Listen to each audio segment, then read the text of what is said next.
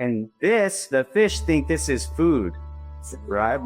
Yeah, the fish will see that and they want to eat it, right?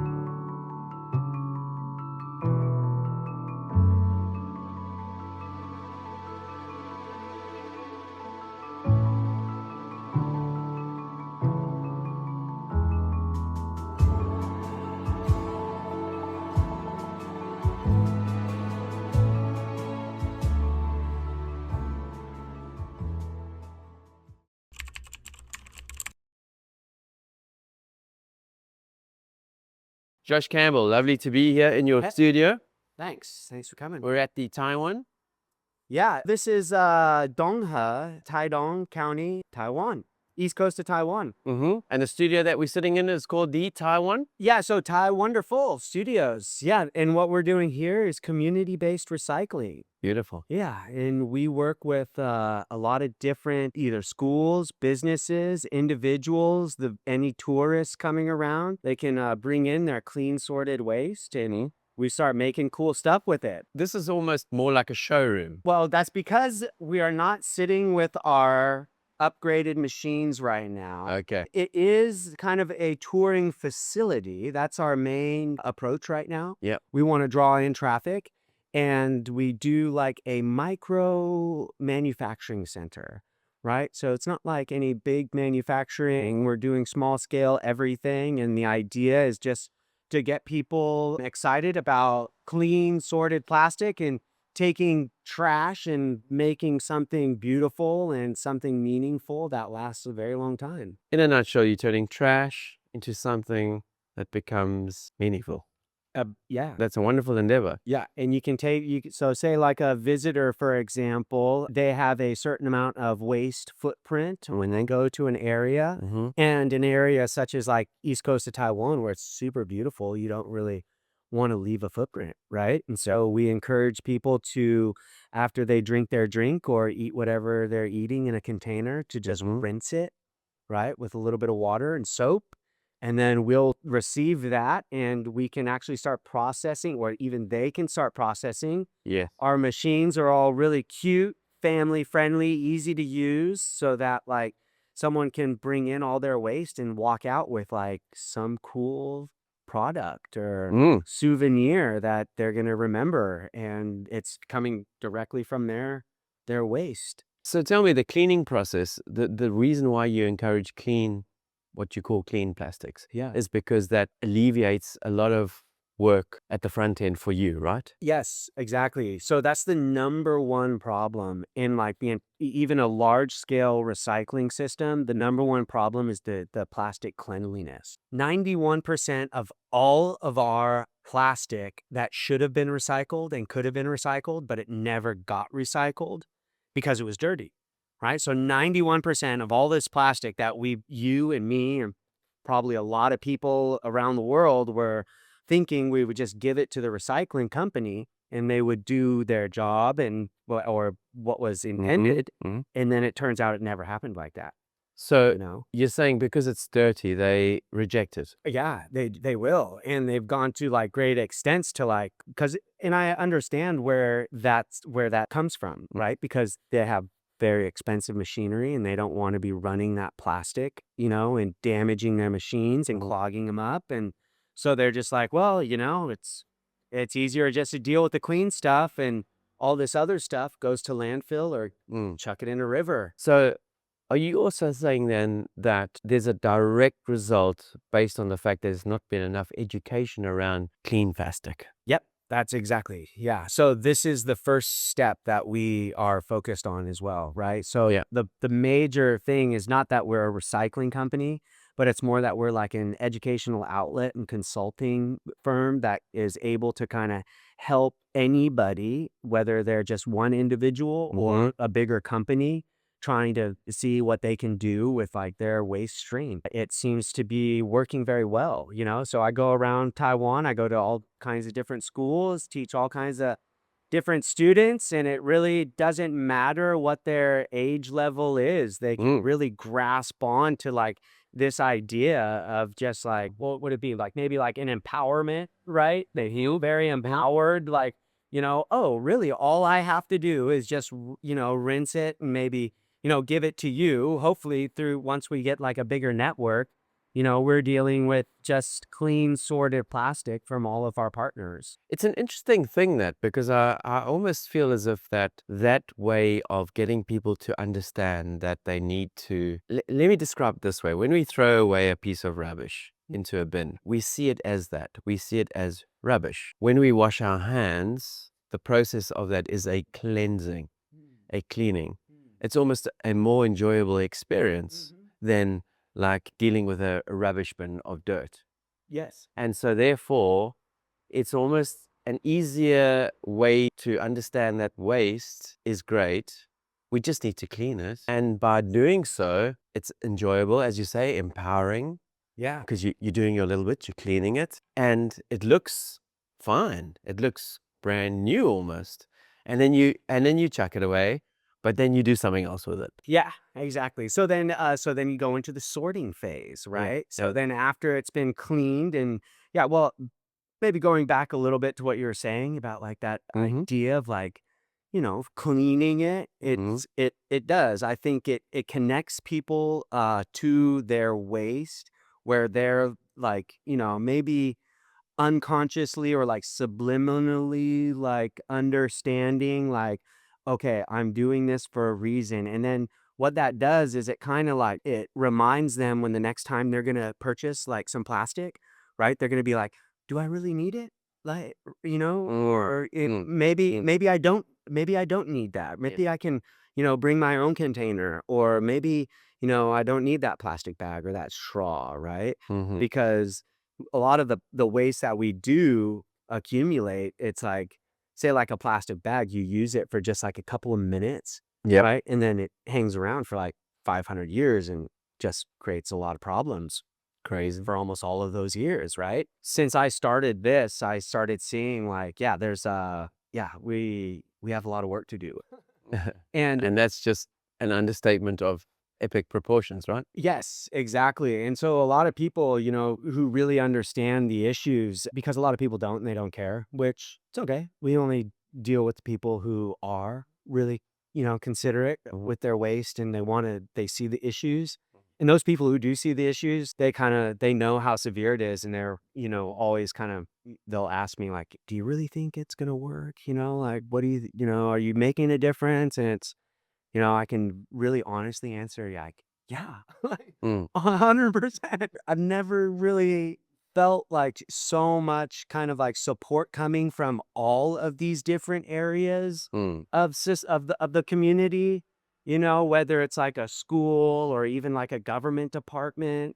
We've been able to go into all these different governmental departments, and we've been able to go into like, the business rounds with these different businesses and everybody when it's around these parameters of plastic waste and what you can create from it on the tail end, it becomes like something really powerful. It's not me Mm. like inspiring them. It's Mm. really like, whoa, like all of that support from all of these different angles that I never thought people would really worry too or care too much about, like they actually do. And Mm. you're like, Mm. wow, well, now that's kind of what kind of maybe allows me to keep going in a lot of ways. Well, I think we're in an interesting phase in that people are becoming more and more concerned about like literally everything around them.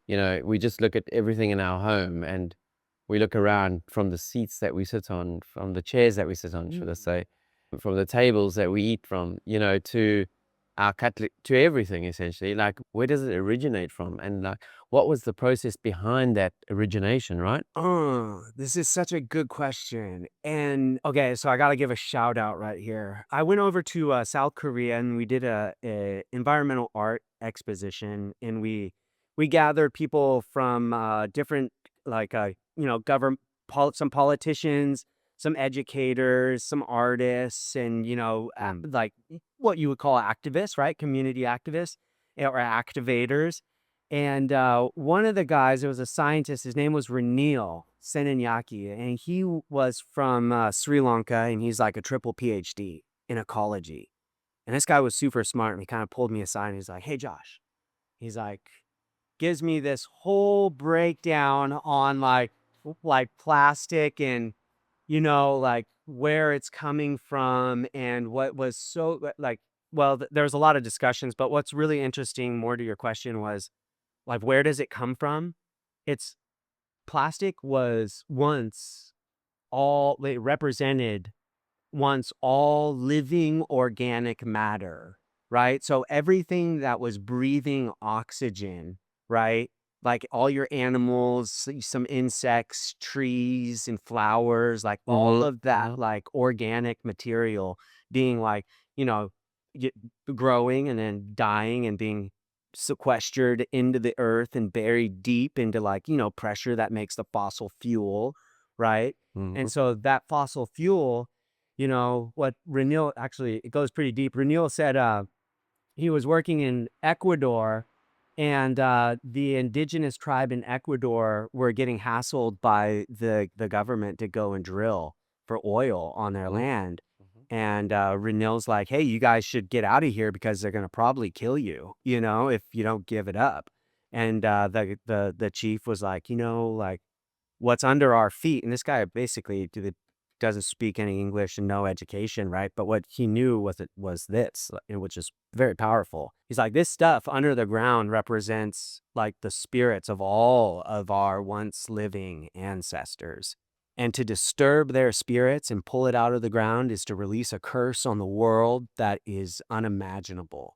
So we will not sell, right? And I was like, so moved by that, and I never really like even considered that kind of circle of life Mm-hmm. into it. And you look at it like it's like, yes, there is kind of a curse on the earth right now. Like plastic is inarguably one of the most devastating things humans have ever created for the environment, Mm-hmm. all at the sake for conveniences, and we're plagued with it now. It's in our right now. We breathe, and you're breathing plastic particles, you're ingesting it.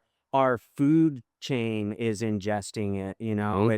It's found in our waterways. It's like, it's such like this harmful thing that we just didn't realize how bad it was until basically, I would say, probably within my lifetime, right? Mm-hmm. And so that puts us at like this very important crux where you're forced to make a decision like, okay, should you continue on this line, or do you try to veer off of that line and create, something new, or do it in a more responsible Mm-hmm. way, or like try to create something that can be used for future generations? Mm.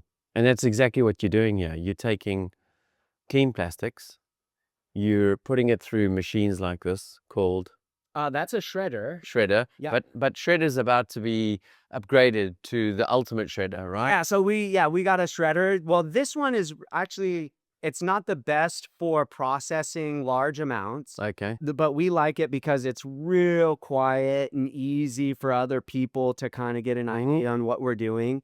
And the we do have an upgraded shredder that's at our other location on Green Island. Mm-hmm. That one can run a lot of plastic, Okay. right?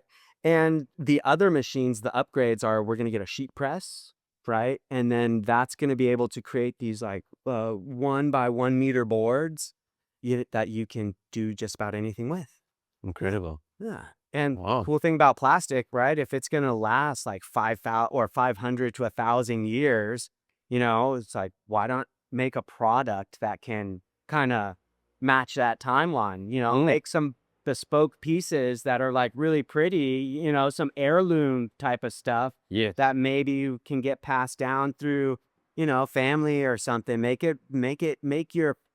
your furniture look like artwork, right? Yeah. Make your lamps be art. Make your all your appliances, have Yeah. meaning, right? Instead of buy it cheap and throw it away. It's like, no, why not buy it like a little bit more expensive and know where it comes from and know it's going to last you forever and then just repair it, you know? We talk about heirlooms and we talk about pieces of furniture that cost huge amounts of money, but they are made high quality and they last for a very long time. How do you create that same sort of aura around a recycled piece if basically the objective is to use as much clean plastics? Like surely then we're talking about like more of a mass production style product, or aren't we? Well, I say you could do both, right? Yeah. For the individual who really does want to feel like a part of that piece, Mm-hmm. then they're going to be giving you that plastic, Got you. right? And they're going to probably be collecting it maybe off the beach or, from their household, right? Or from their business. So you're talking about making it quite personal now. Making it personal, but also don't, working at one thing I've noticed Mm-hmm. is there's so much plastic out there, so why not do it in kind of both ways, right? Make them very personalized, right? And all of your pieces are going to have this very beautiful community-based story, Mm. right? And so anybody purchasing that other kind of maybe manufactured end is still going to feel like this is more than just some product. Mm-hmm. It's a recycled product, and it's more than just a recycled product. It's actually coming from my home, off my beaches, off my communities. It's not going into the landfill. It's not going into an incinerator, and it's just not ending up in the ocean, right? Mm. And I know it's not a Taiwanese problem either. This problem is, it's a human problem. This problem is faced by all countries right now. Mm. There's only a handful of countries in the world that can really say their recycling programs are high Up level. there, yeah. Yeah, and so we're kind of, we're in these modes where we want to just be moving as much plastic as we can in the most responsible manner as we can. And we want to trap it, we want to track it, and Mm-hmm. we want to, offer these like very, it's a story, right? Mm. Whatever you buy has this very beautiful story to it. Whether it's your story where you recycle it and you're rinsing it and you're giving it to Mm-hmm. us and, we open your account and we weigh it and yeah. Oh, it becomes like a little project almost, like a little Movement. you got a Dude, portfolio and yeah, you can track how much waste that you've collected, totally. where it's gone and what it's turned Yeah, into, and exactly. Well, not just that, right? We keep it real simple. We just say like, hey, you give us plastic, we weigh it, and mm, we follow your account, and give you some incentives to keep mm, giving us more plastic. I think it has to be win-win on kind of all mm, all all accounts, right?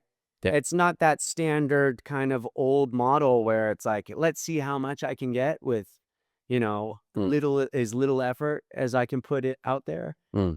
It's more about, and maybe I can get a few extra coins profit if I do it this Mm. way. It's like, well, maybe what if it's not like that? And you're looking at it as if Sure. everybody's benefiting. Yeah. I think the key is, as you quite rightly said earlier, creating something that becomes acceptable from an aesthetic point of view, Mm. and like almost like a piece of art or something that you'd want to have in your home. Yeah. We look around and we see chairs that are being made out of recycled products Yeah. and sculpted into, you know, Yeah. pieces that look befit for like a gallery essentially, or or a lamp, or Yeah. and I think that's when the consumer starts to realize, or fails to realize actually, that what they're buying that they think is so amazingly beautiful is actually recycled rubbish. Yeah. No, you totally forget. Yes. Yeah, I get people, I ask that question all the time in here, Mm. and I go from the trash, and, you saw a little bit of that, right? I Hmm. walked you guys through our process, to our clean sorted and shredded, and then, to a product, and I'm going like, now is this trash? And they're like, wow, no, it's so pretty, it's so beautiful, and, Mhm. it's so strong, so colorful. And you're like, yes, you're right. It's like, that's, yeah. And then when you realize that what you're buying is actually you're doing good, Yeah. it's like the cherry on the cake, right? 100%. Yeah. Yeah. And I think that's kind of that regenerative model that we kind of need to be involved in. We need to be on these circular based models as, an evolved species, as we'd like to say. Mhm.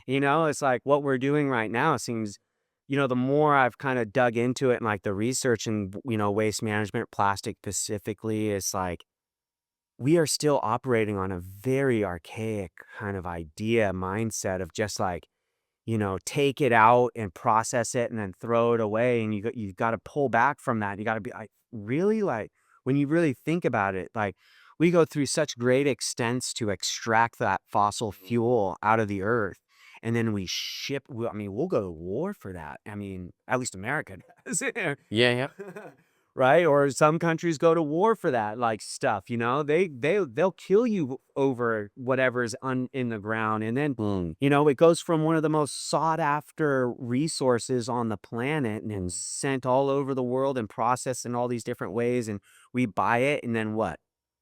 It's just worth nothing after that. Like, it doesn't, to me, that doesn't make any sense. Sure. Like, how does it go from one of the most sought after resource, and the petrochemical companies make more money than just about anybody nowadays, aside from maybe tech companies. And you're like, okay, so wait, you guys still haven't figured it out? And I mean, I'm sure they're trying right now. I know they're trying right Mm. now. Yeah, they're hurriedly trying to Yeah. figure out a way. But I think we're never gonna get there by, assuming this upper, area of management, right, is gonna take care of it, because they have their own agenda. We really have to be, operating on another lower level as a community base, like, that we can actually kinda meet them in the middle. Mm. And the faster we can meet that, that create a top down, bottom up effect, Mm. like that, That's a win-win. that's a win-win. It's better Yeah, for all of us. I It's think better for our kids. it's because it's hard work and it's dirty and it's low profit in the It's n- beginning. it's not too dirty as long as you clean it Yeah, first. exactly. As long as you clean it. Yeah. So, like, if you want to get involved, if you want to know what you need to do, we're going to leave all the links down below because we've kind of started this podcast from the back of the book to the front, right? So we started talking about like where we are, what you do, the recycling, and how you can get involved. Yeah. All the links are right here. But let's talk about you and Okay. let's talk about your childhood and let's talk about why you Hmm. here in Taiwan. Okay. Uh, all right. So yeah, I'm from Monterey Bay, California. Mm-hmm. Yeah, I grew up surfing and diving and fishing along like the central coast of California, northern coast of California.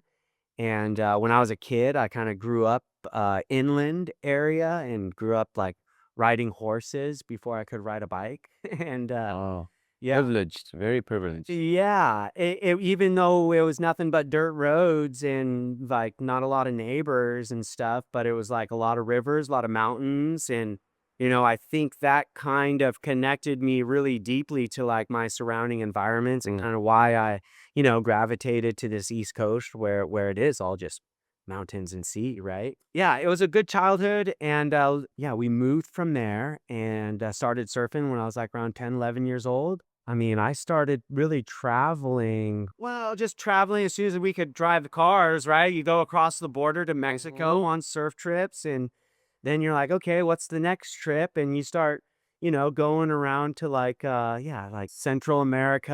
And I started making my first big push like overseas, like maybe 15 years ago. And I traveled all around like Southeast Asia and like, lived in Indo for like 6 months and like, well, I didn't live, but like traveled through Indo from like Sumatra. You must have always been chasing that feeling of being a child again, living in more isolated areas, 100%. not densely populated, Yeah. And backcountry kind of vibe. And Southeast Asia gave you a taste of that again. 100%, yeah, and also traveling through there, I wasn't really on, like, any backpackers trail, like, as soon as I got to Indo and I got some boards and I went a little feral and I was just like, "Okay, let's just go get some supplies and go camping because I like it." Right? And then that's actually where I started really, getting an idea or getting like really hard impressions about the waste that we're facing. Yeah, I was on the west coast of like Sumatra on, just well, I don't even really know where anymore, but I could maybe point it out on a map, but I'm not around, for over a week, there's not a soul in sight. And I'm camping, I'm surfing, I'm diving, I'm catching my fish, and I'm like just like in it, in nature. And then everywhere I look, I'm just seeing like rubbish and trash. And So wait, you're on your own, yeah, no one else, yeah, with a tent, yeah, in the jungle. spearfishing, Yeah, catching your food. yeah. Like, basically, if you're stranded on an island by yourself, Well, I mean, not pretty much. Sumatra, it's a big island. No, fair enough, But yeah, but the location. you're isolated. Yeah, yeah, yeah, for over a week or so, like, you don't see anybody, and you're just camping, and you're surfing, like, a sick little peak, and there's a right kind of around the Yep. corner, and, it's like, well, just really, enjoying, like, I mean, as a surfer, who doesn't wanna just No, for sure. do something like that, right? Once you're surrounded by, like, all this beautiful nature, and you go down, you're walking along the beach, and you're just like, trash, trash, trash, trash, trash, trash. And nobody's even around there, and it's just like, "Okay, so there's gotta be a problem here, right?" Like, Yes, it feels as if there's like 10,000 people on the beach just around the corner. yeah, and it did kinda bum me out. I got, like for a time, I was, like, really, like yeah, I was, like, kinda, like, really angry for a little bit, and then I was like, and it got to the point where I had to go and, like, look at myself. So it got to the point, yeah, you had to go and, like, look at yourself in the mirror, and you're like, "You know what? You're part of that problem too because, you know, you got no solutions. You got nothing. Like you're doing the same thing everybody else does, and oh, you feel like a hypocrite, Yeah. right? And I don't want to feel like I'm trying to like push anything on Mhm. anyone, right? And I don't have the time to try to change anybody's mind who doesn't do it on their own. So it's like that's too much effort, and that's not our place. But it's real easy for people to kind of, you know, just have an outlet, right? A Mm. foundation, a platform, something like, okay, we all use plastic. What can we do with it? Mhm. Right. And like, let's just deal with that simple question first. Right. And then that's kind of where all of this came from when I was like, what can we do with it? And you're like, well, you can do this with it. You can do that with it. And you can do this with that and that with this. And all of a sudden it's like, oh, makes perfect sense. It's like, Mm. actually kind of, and then it was maybe that easy. It was like 6, 7 years of, research, development, and like, really trying to like get to these like areas of proof and concept. And it was like, slowly accumulating a team of like individuals who were willing to support you and, really putting out all these good ideas. And all of that was really what kind of pushed it over to the next level, Mm. where you realize, okay, it's not just me. Like, we're all in this together. Maybe starting point for people is to just realize, hey, dude, we're all in this together. Like, it's not your country versus my country. It's like plastic's a problem. It's choking out our ocean.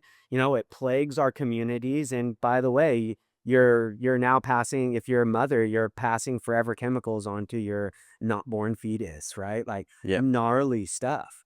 Right? It doesn't get any better the more you go into it. It's like, no, Mm. it just gets Gets worse. way scarier. Yeah. So it's like the sooner we can get is, many, not just people, but like we need governments on board, which they're trying and which they are, and we need companies on board and they're trying.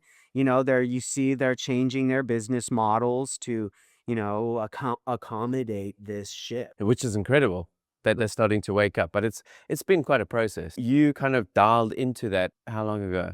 So 7 years ago, and we Okay. saw this kind of shift take place as we were going, Mhm. and each time we thought we were ready to to push that green button and say, "Hey, we're gonna go as a company," we always pulled back because there was always something in this global consciousness and business management and the way, educations were changing and the way governments were moving and the downfall of the recycling industry in 2019.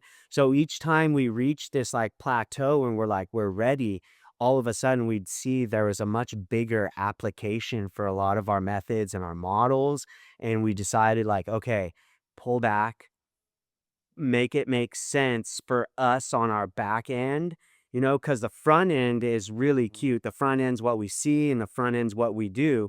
But on the back end is like, how does this, something like what we're doing, last 500 years outside of a standard business model? Mm, My team is not just me, right? We have CEOs, we have PhDs, we have acclaimed artists, we have experts in whatever they're doing. And, I can't pay these guys. And they're so committed to like the cause of it, it makes it so much more important, mm. right? Yeah, and that's the joy. That's kind of where you're at right now. Yeah, that's where we're at, and we're ready to push the green light, man. We got all our ducks in a row. It took like 7 years to get into a position where, we can have this maximum launch, like, or what would you call it? Like maximum effect when we launch, and where it's a very complete model from the very beginning. Brilliant. Yeah, and that's that. Okay, so we just like we're at the tip of an iceberg here. Yeah. We're literally at the very front end of a very big plan that's happening beneath the surface. When do you hope to like expose the full plan? Yeah, well, no. So January. So this coming year, everything is kind of, we got all our upgrades incoming. We're setting up our nonprofit alongside our for-profit. We have all of our methods lined up, and we have like a really amazing group of like people who want to see this Mm, like develop more. And so this year's the year, and we're gonna just send it full send. there we go. Yeah. And I mean, like I said, I mean, we sit here talking about it, and it sounds relatively easy and simple to have got to this point. But I can tell you, it's the froth levels of this gentleman are next level. I mean, he's hit me with so much information prior to this interview that like really blew me away, but it gave me an insight into how passionate he is about, doing his bit, essentially. Yes, sir. The cool thing is that by growing up the way in which you have, being so isolated, dialed into nature, you can walk through a forest in Wyoming or wherever it is, Nevada, whatever. And you're not going to find a piece of plastic there, are you? It's probably in the air. No, it's in there. But what I'm saying is like Yeah. growing up, No, you're right. growing up as a kid, Yeah. you know, Oh, we- as a kid. No, yeah. In nature, essentially, the greater perspective here is that there isn't plastic there. It's nature. Yeah. And because you were so immersed and so dialed into that, like as you described it on the island, seeing the plastic like bumping, literally like butting heads with nature is so unnerving and so uncomfortable for you that it's motivated you to do what you're doing. Yeah. You and your wife and your family, and like, yeah, it's just like big ups to you for that. Oh, Like, yeah. Taiwan of all places, Yeah. you know? Representing. We truly believe that Taiwan can be like this beautiful example, which how many times have Taiwan proven to be just that beautiful example for the whole world, right? They've done it like numerous times. And so we feel that like Taiwan can do it again. And, you take what their story is with waste management. They were considered garbage island the year I was born. And it was 1981. There was only 10 females who got together and they set in place what we see today as their waste management system. And, it's great. But what we see now is the stuff that they didn't envision coming with this next wave of plastic. Yeah. And, you have a kind of basically a failed recycling model around the world for plastic waste, right? Essentially. And since 2019, and then you have plastic producers expected to increase their plastic output by like 40% in the next handful of years. So this is, like I said, again, this is more of a human problem and not a just an isolated Taiwanese problem. And we feel that like what we're doing now Hmm. with, the communities and what we're doing with like the corporations and companies and the government is like that's going to lay a really beautiful framework that can be replicated in any small island nation or rural community where they don't have to rely on like standard waste management. Are you suggesting that given the fact that like, in the world, we always like flip something over and it used to say made in Taiwan. Yep. Like, are you suggesting that waste is not necessarily as big a problem here as what it is Bali because these systems have been in place? But you could be the conduit to a new style of manufacturing en masse here in Taiwan, given your prowess as a manufacturing nation and taken waste from the likes of Bali. So in that case, yeah, so yes. So we have been talking with like other countries like Honduras, Yeah? right? And California, for example, not a country but a state, right? Yeah. But those locations, so because Taiwan is this manufacturing hub. Yeah, soft tops are made Can here. do That gets anything, sent they to can make America. anything, right? Yeah. And so this is really what we're, this is our secret sauce and Oh, shouldn't we be talking about it? but yeah, no, it's okay. Yeah, because it is. This Yeah. is this is The hub. promoting, on island manufacturing is something that is really gonna just because right now the manufacturing here is like kind of in a slump. Right? Okay. Yeah, even though, yeah, we talk to a lot of the manufacturers and stuff, and they're like, it's hard to keep talent like on the island. It usually goes off island somewhere. Because they want to make it Yeah, elsewhere. yeah. So then at the end of the day, it's like, well, they don't really need to do that because Taiwan literally has everything here, and they do it. All the tools are there. The infrastructure's there. Uh-huh. Look at that roach. I haven't seen a roach that big for a while. It's quite a big boy. There we go. Johnny, Yeah. get back to work. Actually, I had a pet toad in here. I saw this toad. I grew this toad. I didn't grow him. He grew himself, right? I had a toad. Ninja Turtle. Dude, he was a toad this big, and then he just like stayed in that back room and he had his little corner and he got like to be this big and he just fed off these roaches in here. What? And you know what? Sad thing is, I actually had to clean him up today because he died. Today? Yeah, today. Oh, I came in here after like 3 days and I was like, oh, Vast is coming in. I should clean up a little bit. And I was like, what is that smell? And I felt so bad because that was my little buddy, man. I don't, and this is why this guy's so brazen. this is why he's brazen right now is because the toad's not just like stalking him. He would have been dead. Yeah, totally. Josh, it's been an absolute pleasure Yeah. coming to chat to you. Your Yeah. froth levels are like off the charts, Cool. and it's needed. We wish you all the very best in the future endeavors. Awesome. We'll be keeping a keen eye. Yeah. I'm sure that like what you're going to unfold in January is going to be epic. All the links will be down below. Please give them some love, support.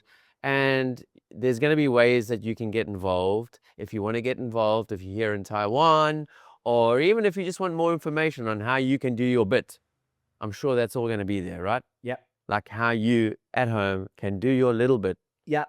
on the great earth. The easiest thing is to contact us if this is being seen locally. Yes. And anybody who is abroad and they are inspired to like maybe set up something similar, I'm your man. Give me a call. Cool. Yeah, definitely. Josh, absolute pleasure. Vast thanks you for your time, your efforts, and Yeah. you keep on going, bro.